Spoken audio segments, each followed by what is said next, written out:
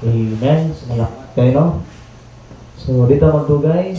Ito ang abrid ng mga Biblia na po. Matthew. Chapter number 1. Okay, Matthew. Mga Biblia, Matthew ta. Nakatuan ang Christmas lesson this evening. And itong aging Sunday, nakatuunta about sa kinabuhi sa mga wise men. No?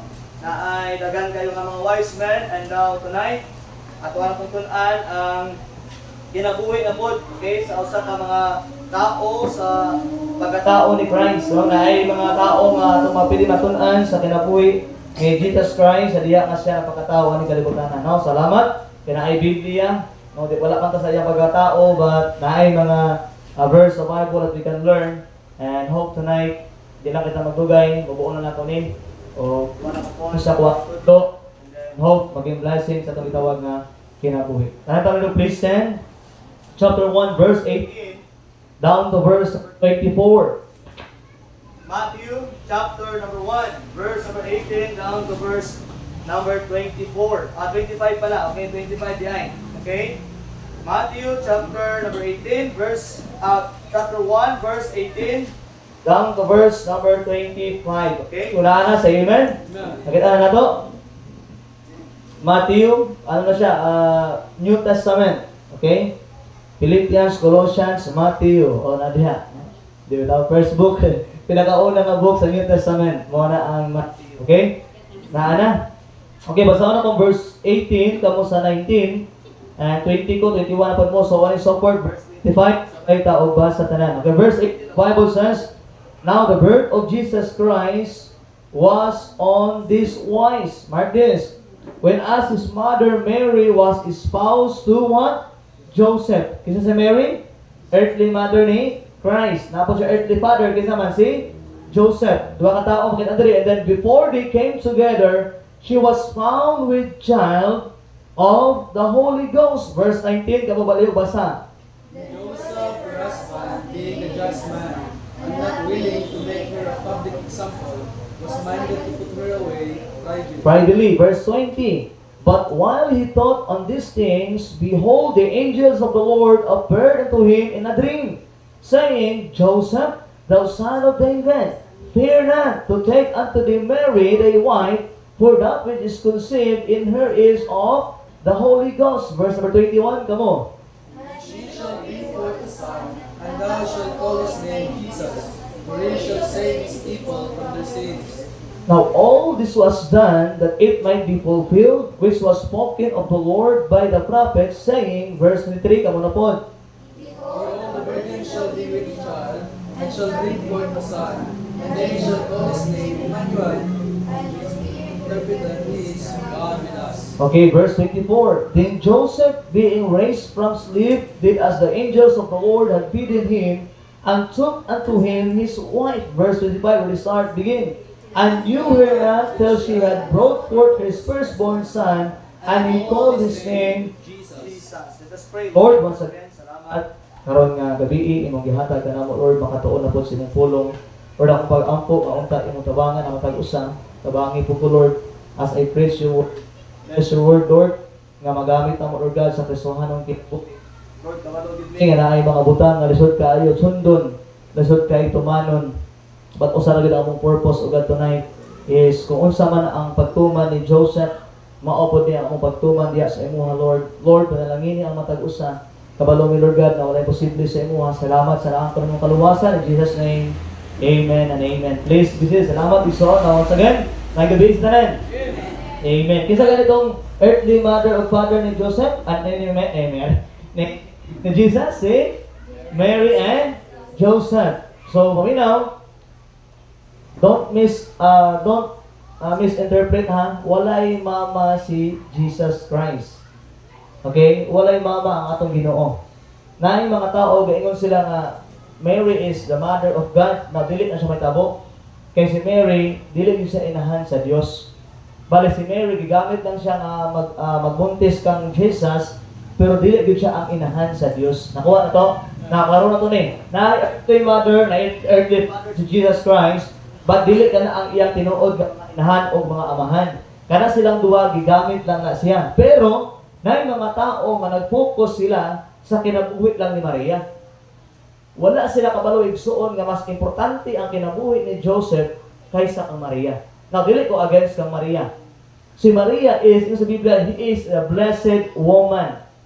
Ibig sabihin, bulahan nga tao si Maria. Kaya naman, gigamit sa Ginoo. Pero naay kalahian ang bulahan o kusaman, balaan. Si Maria igsuon, bulahan siya, pero dili siya balaan. Nakuha na to? Walay laing balaan kung dili ang ato kanyang Ginoo. Ang holy, it is the Lord. Ang Ginoo lang gid ang holy. Dili holy si Mary. So ayaw kalibog, si Mary at si Joseph, silang duwa gigamit lang na sa Dios. But atong tun-an karon nagsuon ang kinabuhi ni Joseph.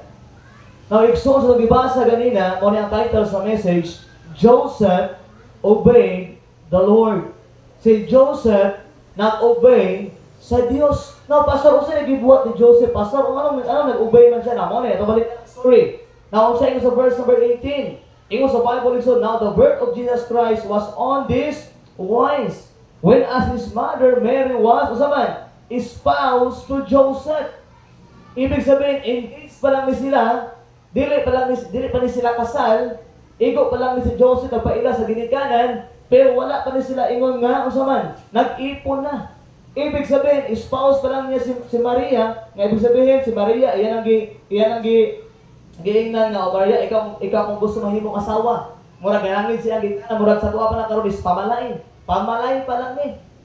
Pero sa unang panahon, ang pamalay, holy, balaan. Karon ang pamalay, lahi naman. Pag ang babae, pamalayan, pwede na tuyugon sa lalaki. Ari na mao. Ang pagpanangit pa lang, dili pa na siya mao. Okay? Ang kinabuhi ni Joseph at Maria, even sa mga Hudyo nga, atong na last Sunday, ang Hudyo nga balaod, before ni mo kwaon ng babae sa ilang gitawag ginigan, dapat na kay balay para sa inyong duwa. Kailangan mabuhi na nimo ang babae. O dapat, kailangan naalakay na pundang na negosyo para makuhaan ninyo o gusto man. Kanang gitawag nga, pagkaon sa mga gitawag na kinabuhi. Now, ang balaod sa Hudyo before is very strict. Karon naman sa tuwa nga, pamalay pa lang, pwede na mong iipon. Pamalay pa lang, pwede na mong kuyugon ang babae. Pero sa Biblia, against yun na siya. Kaya walang manakasal.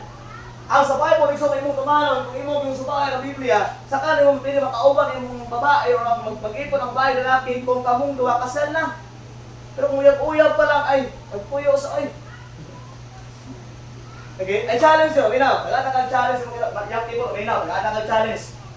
Kung ano yung magkapanligaw sa imong, hindi pinakamulong-mulong-ag, wala pa kayo trabaho, wala pa kayo na ibalay dito po para sa inyong duwa, ayaw sa sunta. Okay? Ikaw po lalaki, kung hindi na gusto mapakasalan ng bayhana, ayaw sa kaluyab. Okay? Nakuha to? Ayaw sumpay ng mga ubang mga tao, mga ubang mga nagninyo, o nga, lukoy kayo kinabuhi. O nagninyo, to sila, pero wala. Problema after problems, ang ilang marriage, lukoy kaayo. Wala pa'y halos makaon, kaya naman, nagka-problema, kaya naman, nagka-disobey man sa Ginoo. But remember it so, sa kanila time, Joseph obeyed the Lord. O tanawa, verse number 18. What the Bible says, okay, when as his mother Mary was espoused to Joseph, before they came together, wala pa sila nag-ipon ha. Espoused pa lang din sila, engaged pa lang din sila. Ikaw ang Bible na, she was found with child of the Holy Ghost. Kung saan nga pasabot ni Pastor, yan ba, tagaan na mo, lalong tayo na example. Okay, lalong tayo na example. For example, naa sa inyo ang karon dire, okay, ang mga lalaki, si mga lalaki dire, o si Jumer, okay? O yan mo na si Jumer dire, si Jumer, na gusto makasabon. Unya, si Jumer Carlixon, ni ato sa balay, namalay siya dito, namalay.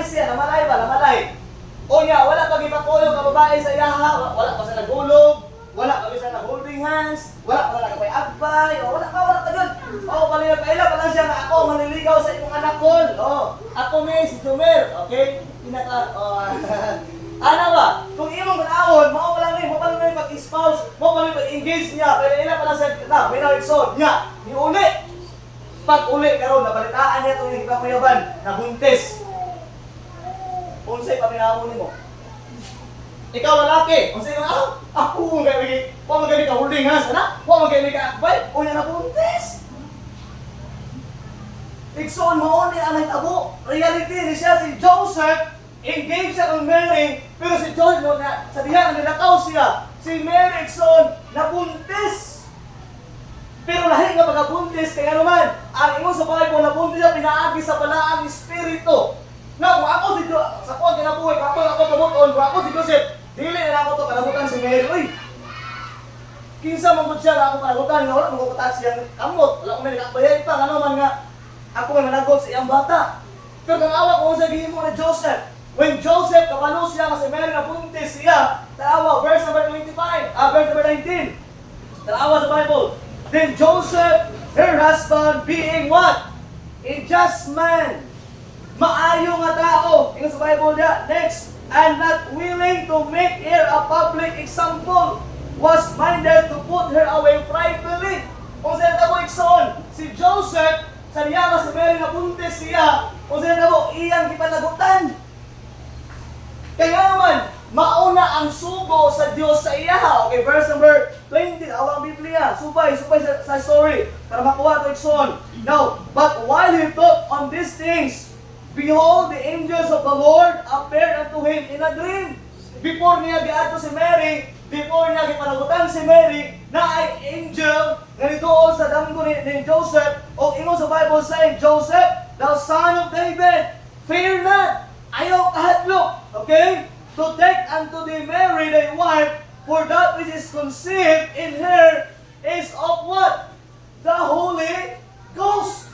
No, wala ko sa debate ni Joseph na sa diya nakabalo siya nga ang iyang pangasawa nabuntis. Wala ko unsay nitinigil sa iyang munahuna. Pero ang Bible sa Igsoon, ang Bible yung diri nga si Joseph gipadamo ko sa Ginoo sa usa ka angel o nangana siya nga okay Joseph, si Mary panaguti kay si Mary nabuntis siya by what? The Holy Ghost. No, Igsoon. No, the life of Joseph is not easy. Sa kinabuhi ni Joseph Igsoon dili ito sa sayon oy. Kasi kinsa nga lalaki naman siguro dito sa yun. Maski ako siguro kung ako si Joseph, di na ako madawat, na mga tawag sa akong tawag itong mayaban, or akong pangasawon. But based story so ang gibasa, engaged sila ni Mary, pero gipanagutan siya ni Joseph. But something happened, okay? Something happened that he didn't expect. Wala din expect si Joseph na si Mary mabuntis. Siguro kanina time, lipay na kayo siya, excited na kayo siya, nga si Mary, iyan ang mapangasawa. Kanina time, siguro si Joseph, grabe na kayo ang grabe na iyang dream ang Mary, grabe na iyang plano kang Mary, na kasi napundar kanina time, it's on. But something happened, nga wala niya i-expect, it's on. Kung ang naitabo, gikan sa happiness, gikan sa kalipay, gikan sa gitawag na ka-excited, ni Thor in what? Distress.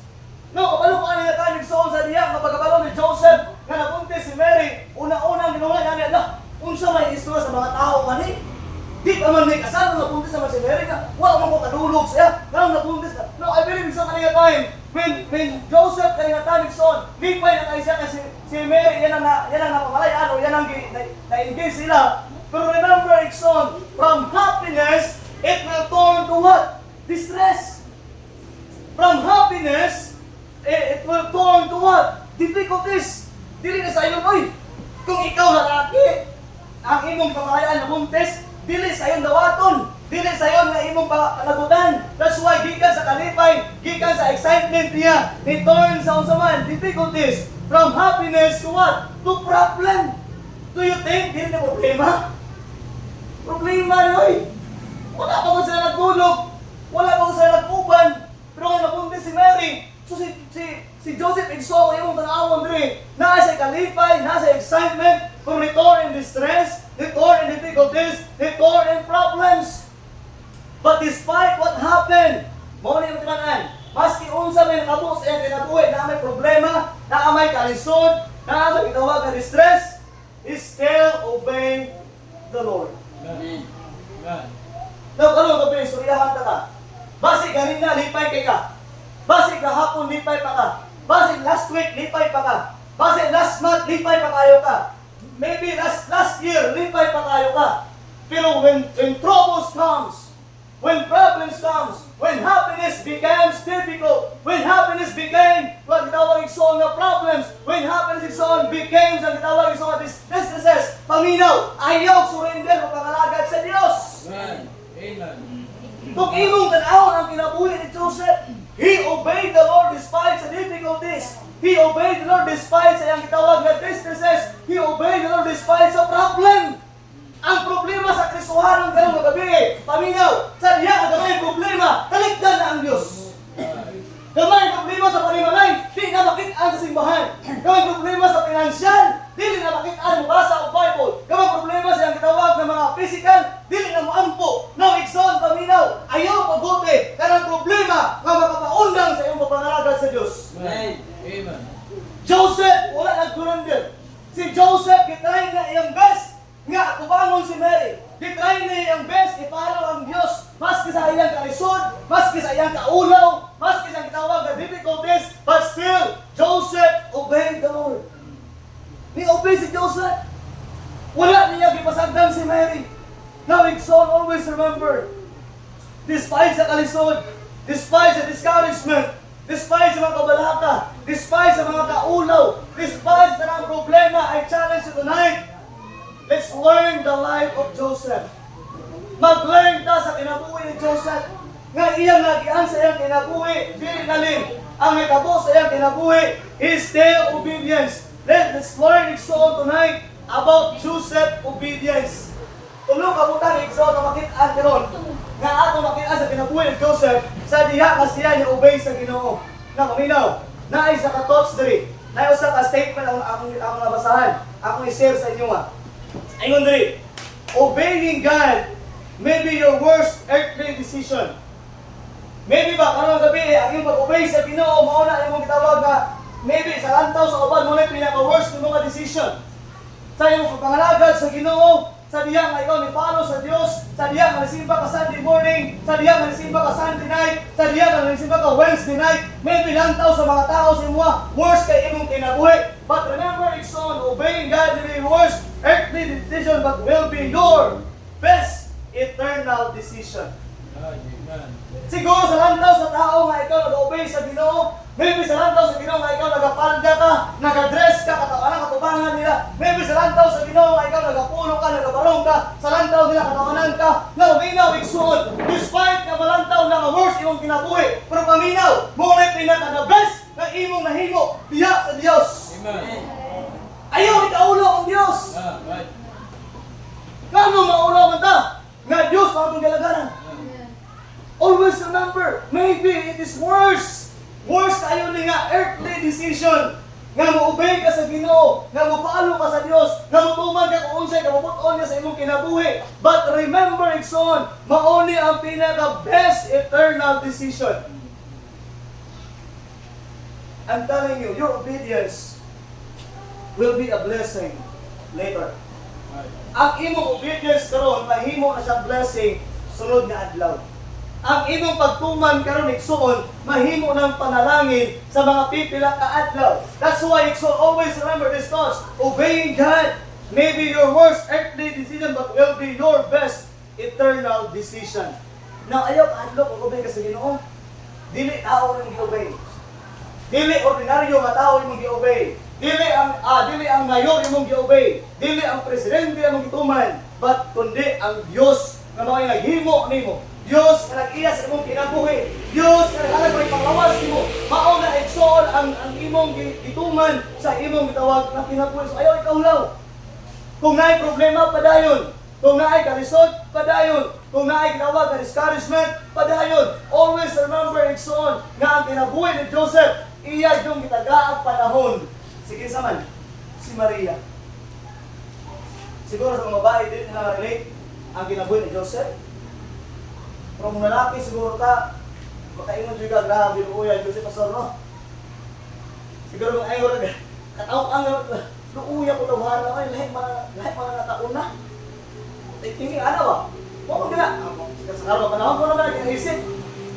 Pero ang tao may Igsoon, maski na ulawan si Joseph, maski lantaw sa tao worse ang decision ni Joseph, pero mo ito pinaka the best decision ni Joseph sa iyang kinabuhi. Okay? Number 1 point, ang kinabuhi ni Joseph ay tawag na siya nag-obey sa Diyos. Number 1. Okay. Tanawon tani, Matthew chapter 1 and verse number, okay?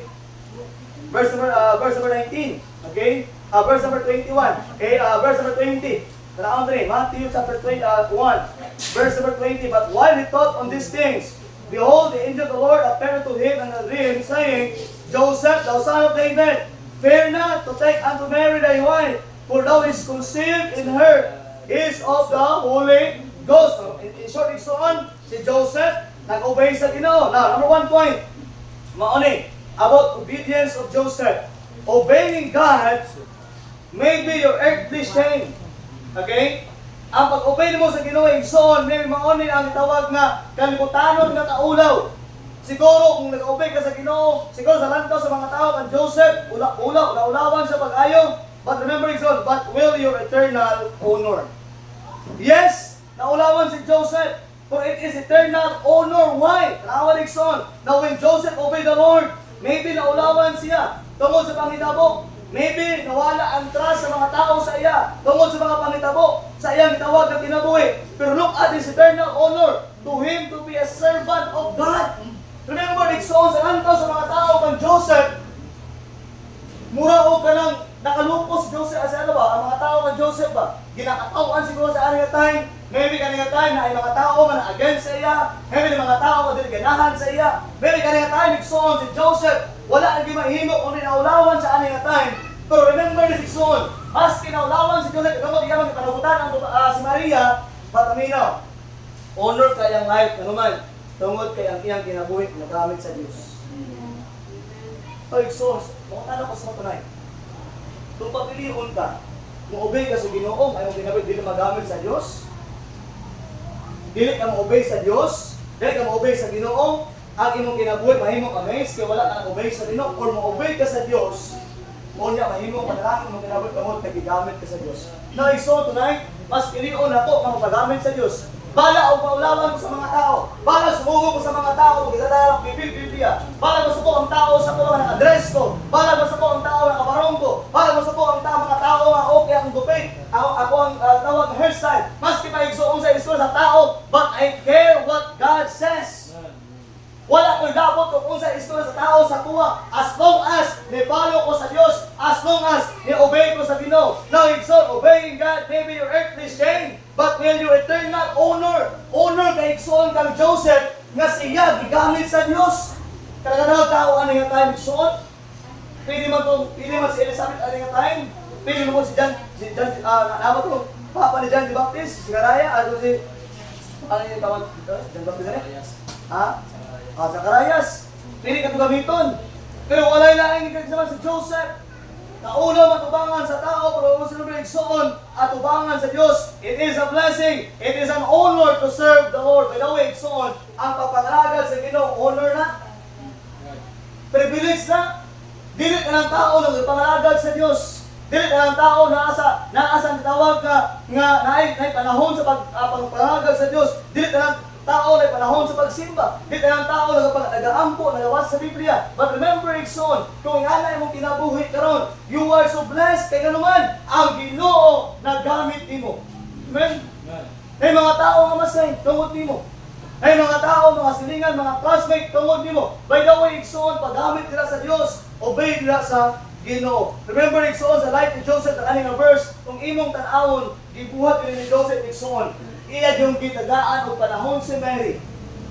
Nga naman, tungod kay mao'y sugo sa Ginoo sa iya. Ni-follow sa Dios and nakita ang igsoon ang obedience sa Ginoo. Kung imo yung sipon igsoon no, ilang ni Joseph.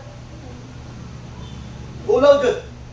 Kung imo yung tanaw ng story, kung nakarelate ka nga time, siguro kung ikaw itong marites itong kauban sa mga taong kapalibot kay Joseph, siguro imo yung lantaw, ulawan, ito siguro, uyan ang iyaw. Luoy nga luod. Luoy, luod agad. Siguro grabe ang sumog niya. Siguro grabe ang mga tao against niya. Kaya tungkol mo kayo pangkita mo, igsoon. But remember, maski naulawan man siya, pero para sa iya igsoon, honor kayo na mga pangalaga dira sa Diyos. It is a privilege and honor to obey the Lord in all things. Tanan nga butang, privilege kayo maka-obey sa Ginoo, maka-honor dira sa Diyos. Number 2. Number 3. ako ni padayon sa next Sunday night service. Number 2, ingon sa Bible, number 1, ingon sa Bible 3, obeying God may be your earthly shame, but will your eternal honor. Ang pag-obey mo sa Ginoo, katawaan man ka sa mga tao, pero remember, igsoon, ang iyong pag-obey sa Dios, ang iyong pagpanalagad sa Ginoo, igsoon, honor na, privilege na, ang iyong nakuha gikan sa Dios. Number 2, katawaan na igsoon, obeying God may give you more earthly responsibility. Ang iyong pag-obey sa Ginoo na ay tawag ng mga earthly responsibility, na ay mga angay buhaton, tawag igsoon, obeying God will give you more earthly responsibility, but will give you more eternal privilege. Now, igsoon, mark this. Sa diha, na ato makita, ato makita, Matthew chapter 2, verse 13 and 20, down to verse 21. Now, ato na istorya ni Joseph.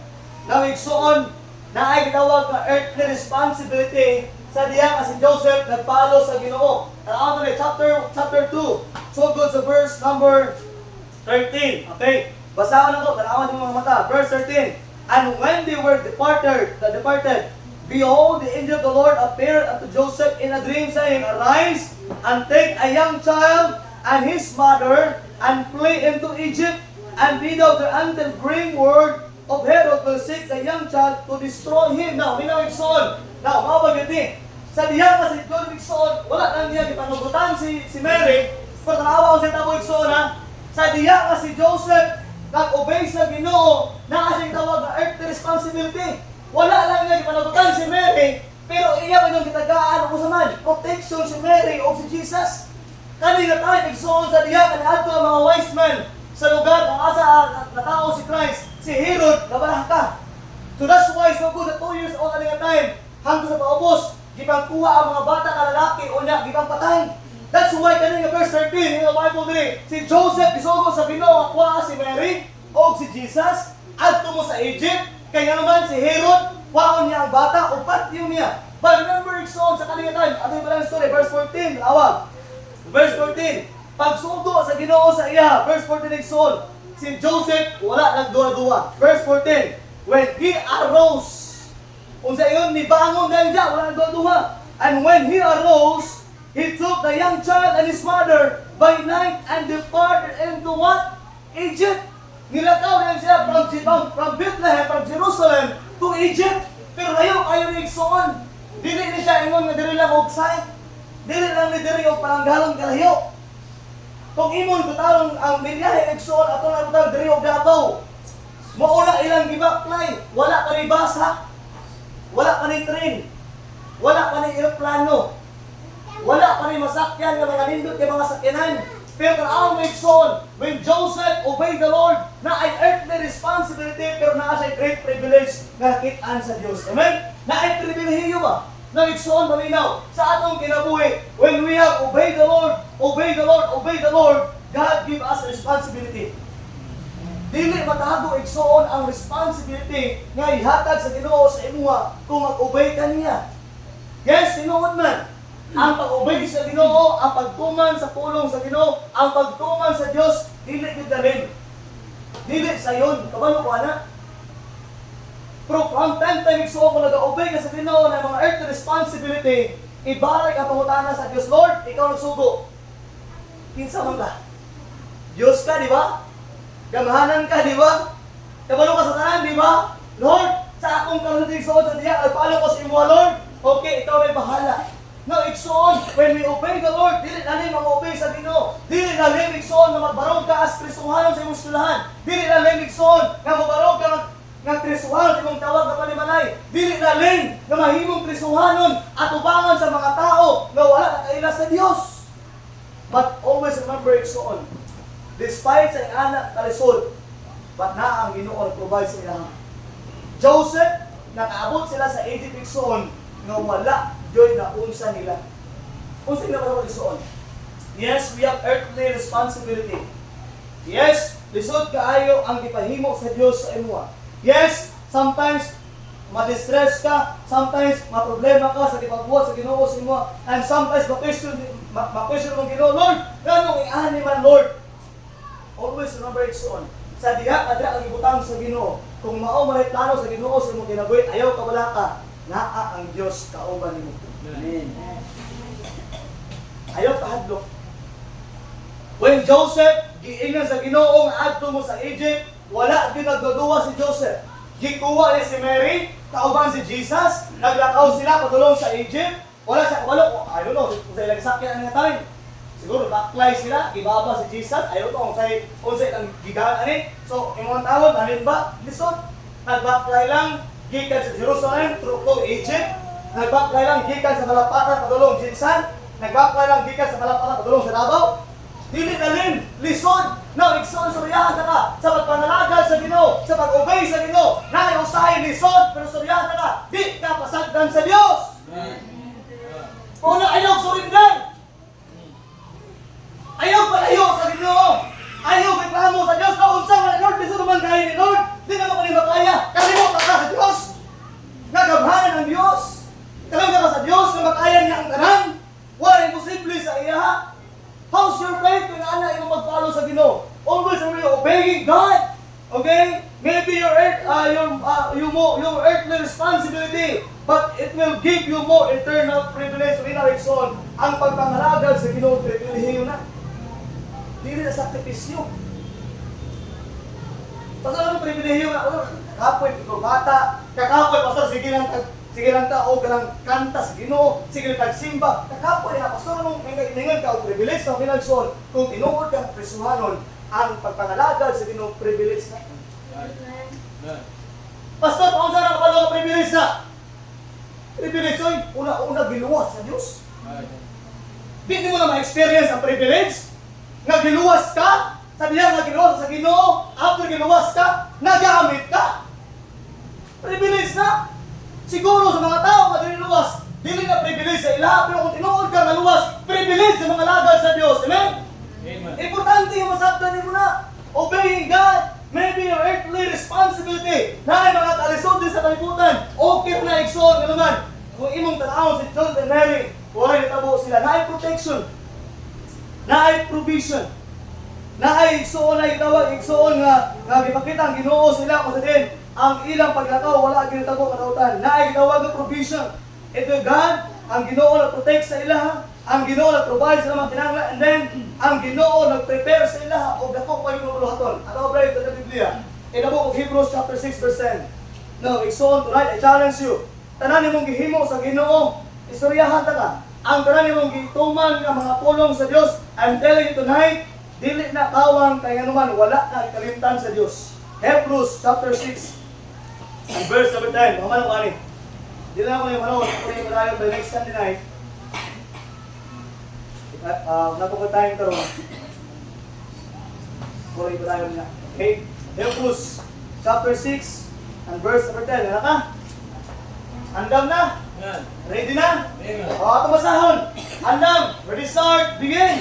For God is not unrighteous to forget your work and labor of love, which ye have shown toward His name, in that ye have ministered to the saints, and do what?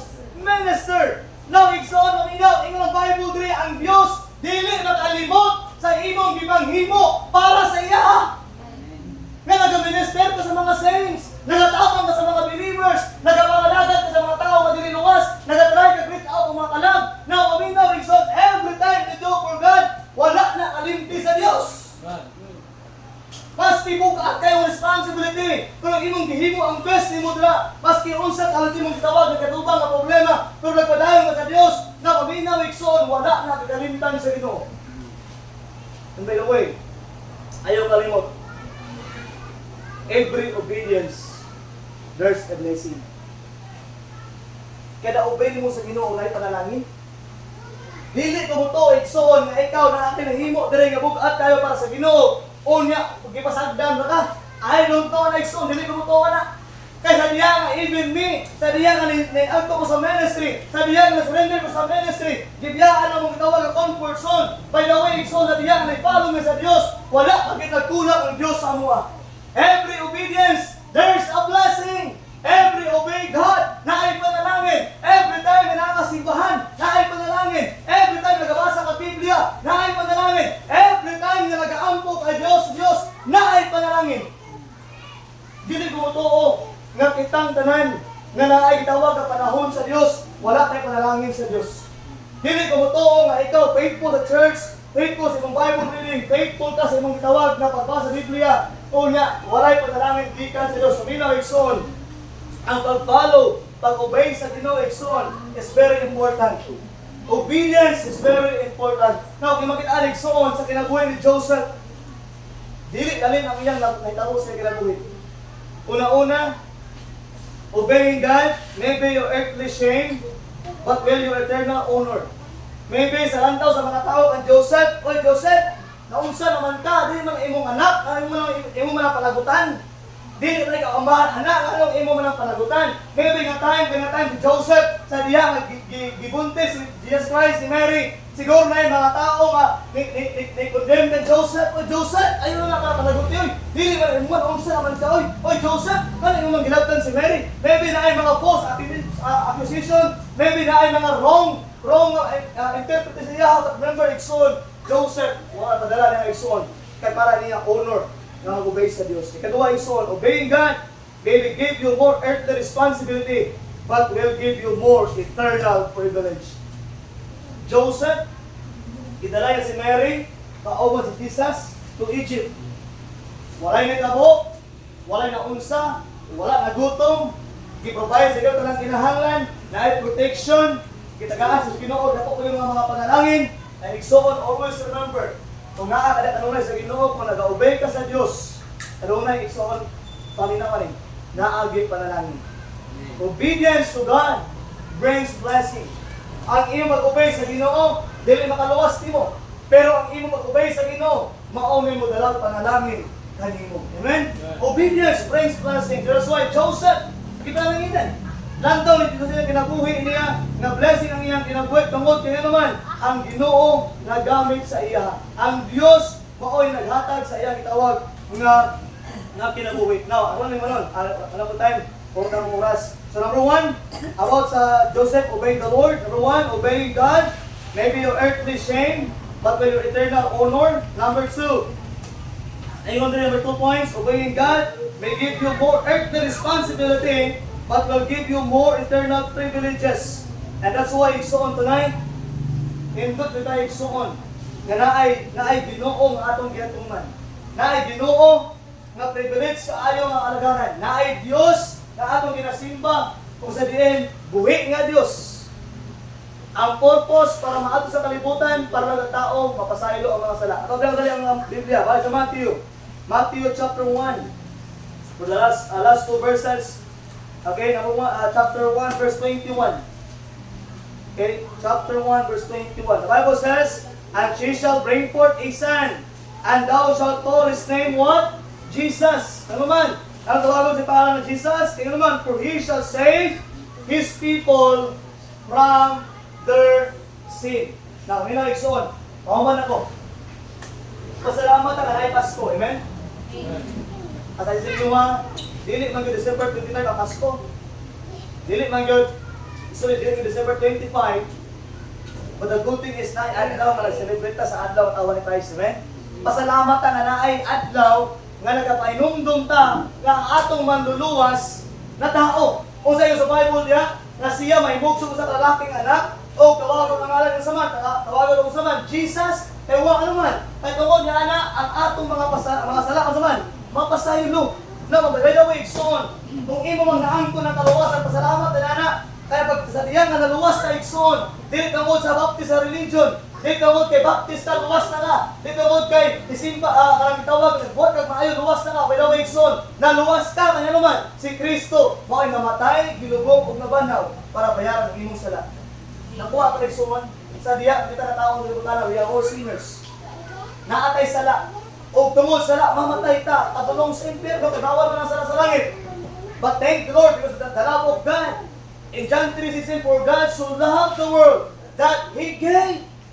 Isa mo na, that is the Lord Jesus Christ. Jesus means, anong yatag man siya? To pay all of our sin. Para bayaran ang imong mga sala o ang akong sala. Then the next phrase, for whosoever believeth in Him should not perish, dili malaglag, but have eternal Nga igsoon, pasalamat na kita kay ang kaluwasan libre. Pasalamat na igsoon nga ang kaluwasan, dili na ikaw mamatay.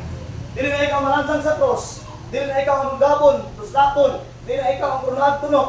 But ang tanan gibuhat ni Christ. Ang imo lang gihimo kung saan. Nituog ka, nisali ka ng Kristo, na siya ang namatay para sa imong mga sala. And that's why, naangkon nimo ang kaluwasan. Like so on, the greatest gift na imong maangkon karon nga Christmas, dili na mga material na butang.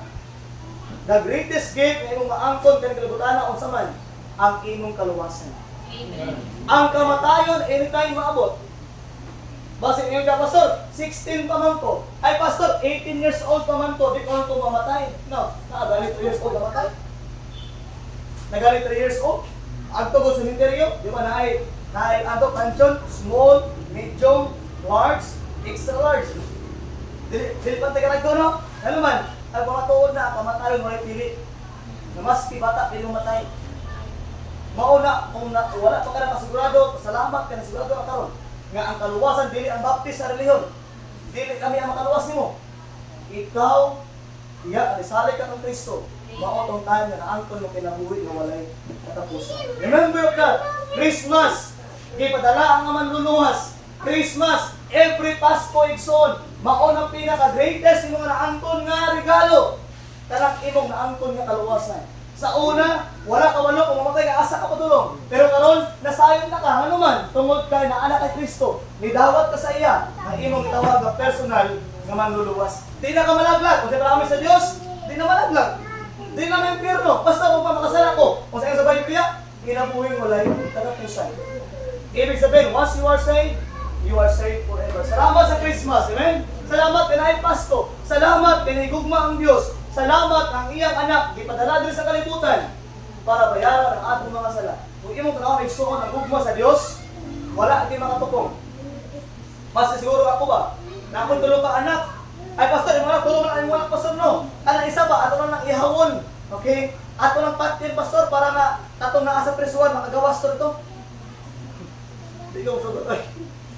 Tulong anak, paong isa para lagyan patin para sa mga makasala. Di ko sugot. Kaya tanawa ang Diyos, usa ra yang anak. Gipadala din sa kalibutan, nagsakripisyo, nagpakamatay para ang atong tanang mga sala, gipasaylo. Imong sala, ang akong sala, at tanang sala, gipasaylo sa Dios. Tungod lang kay siya na gugma nimo. Dili sa gusto nga dunay ka lang, moadto sa inferno. Pasalamat ta. Kay naay someone gigamit sa Ginoo, naay somebody nga concern sa imong kalag. Pasalamat ta nga naay usa ka tawo nga dili ko siya gusto nga ikaw maadto sa inferno. Pasalamat ang naay Diyos nga dili po siya gusto ang imong kalag maadto sa inferno. Ang kaluwasan libre. Throughout the Bible, imong tun-an, walay bayad ang kaluwasan. Dili pa lang relihiyon. Ay na say bali ang relihiyon. Pero sa yada kay Son, ang kaluwasan wala sa relihiyon, ang kaluwasan naa sa pulong sa Ginoo. O ang pulong sa Ginoo, istorya siya. I am the way, the truth, and the life. No man come unto the Father but by me. Kasi yun na, that is the Lord Jesus Christ. That is what? Christmas. Pasko na yun. Atong remember ang atong manluluwas. Mag-ampot na, let's pray. The head bowed. Every eye closed. Kapot ang karoon magabi. Father, Lord, salamat once again sa mensahe nga among nadunggan. Lord, naay mga butang nga usahay dili makatuman sa mga gipahimo nimo sa amoan. Ug most of the time, Lord, pakyas pud mi sa mga butang, Lord, nga dili ikaw mahimaya. Lord, sana wala ko kabalo sa mata kasing-kasing sa mata usa. Pero kung naa pa man diri, Lord, wala pa nalumas. Dili pa saved, Lord, wala pa nakaangkod kang Kristo.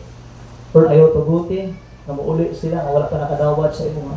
Tuguti, Lord, karong gabi masabtan nila gikan sa Biblia nga ikaw lang gid ang manluluwas, ikaw lang gid ang dalan, ikaw lang gid ang pamaagi para maangkon ang kinabuhing walay katapusan. Lord, tonight, bless your people.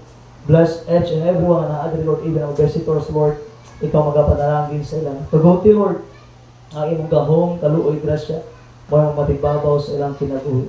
Lord, usaray among hangyo, karon na Christmas, Lord. Luwason mo among mga kaila. Luwason mo among mga friends, among mga family, Lord, nga wala pa nakaangkon sa imo. Lord, kabalumi, ang kamatayon, anytime maabot sa among kinabuhi. Ang kamatayon, Lord, posible nga maabot sa among kinabuhi. And that's why, Lord, salamat, kaya ay someone nga nag-share sa mo na someone nagpasabot sa amo, paong sa mi makasiguro sa langit. Lord, wala mahimo kung wala ka. Yung maginaampo, ginasalig, ginapasalamatan, in Christ's name. Pagdaw ko sa ulo, igsoon, Diyos sa mata.